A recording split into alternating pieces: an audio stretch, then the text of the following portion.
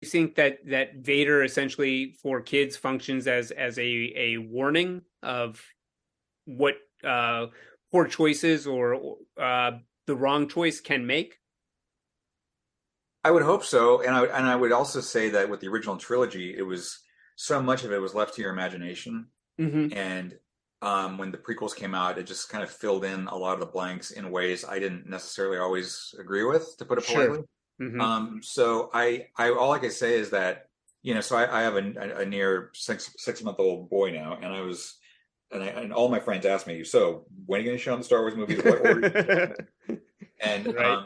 and I think, well, I'll probably go in a release order, Mm-hmm. so as not to spoil Empire.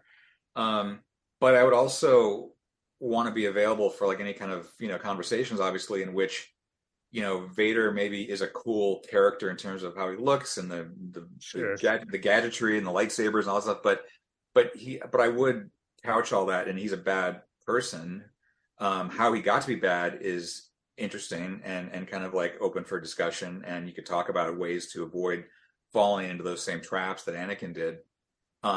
But also you got to understand, it's like I saw these movies starting at 9 years old, and they were just like amazingly mind-blowing cartoons for me. I Right. don't mean that to dismiss them. It's like they were in an entertainment that I went to go see for the spectacle. But then when I started watching it more and more, and I started reading about it, and again, this is like at age 9 and 10, I realized there's like a whole new mythology here that I really want to explore and I want to learn more about. And then with like Splinter of the Mind's Eye coming out, and then Empire, and like as the universe began to grow, that's when I started to realize, oh, there's something more here to pay attention to versus just pew pew. So that's the kind of like that's the duality of Star Wars. It's like it's on the one hand it's so simple and pure and innocent and juvenile in great ways, but there is kind of a tragic, dramatic underpinning to a lot of it that comes from George Lucas's interest in history and filmmakers like Kurosawa and his own upbringing. That it's a really interesting blend of all these things, which is why when I talk about Star Wars, I rarely give like an automatic thumbs up or thumbs down to anything. There's always a little bit of nuance to my opinion on things when it comes to Star Wars, because that's how I grew up with it. I grew up with it as almost like a companion that I had to learn the good and the bad of.